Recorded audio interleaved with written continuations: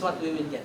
Gi-award karong adlawa ni Cebu City Acting Mayor Raymond Alvin Garcia ang notice to proceed aron masugdan ang bag-ong proyekto sa dakbayan nga motutok sa pagpalig-on sa emergency response system. Mangu sa maong proyekto ang Departamento sa Management Information and Computer Services kun MIX inabagan sa pribadong kompanya nga Next Generation Advanced.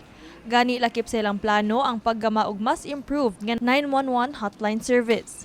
Sa simulation nga gibuhat, atong nasayran nga direktang makita silang system ang exact location sa emergency caller ug dili na kinahanglan pang mohatag og mga instruction sa direction nga maoy sagad makapalangay sa pagresponde. Duna na po'y security measures nga giandam aron malikayan ang mga prank callers. If this particular prank caller has called 3 or 4 or 5 times, we can then route it to a separate queue.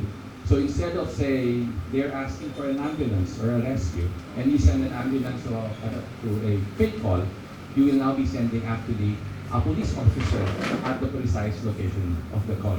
Lakip sad sa pagabuhaton sa maong proyekto ang pagbutang og di mo menos 400 ka closed-circuit television kon CCTV cameras sa kadalanan sa syudad ug ingon man mga barangay. Saysay sa pangu sa MIX nga si Dr. Celia nga dako kining tabang aron masiguro ang kaluwasan sa mga malupyo sa syudad sa Sugbo. The foundation of every city or the progress of every city is the safety and security of its people.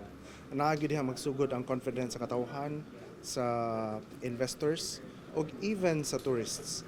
Now, this 911 system enhances the security and the ability of the city to respond to any emergencies. Saad sa kagamhanan nga opisyal nga ilusad ang maong programa karong buwan sa Hunyo. Kini si Queenie Joligon alang sa MyTV, Cebu.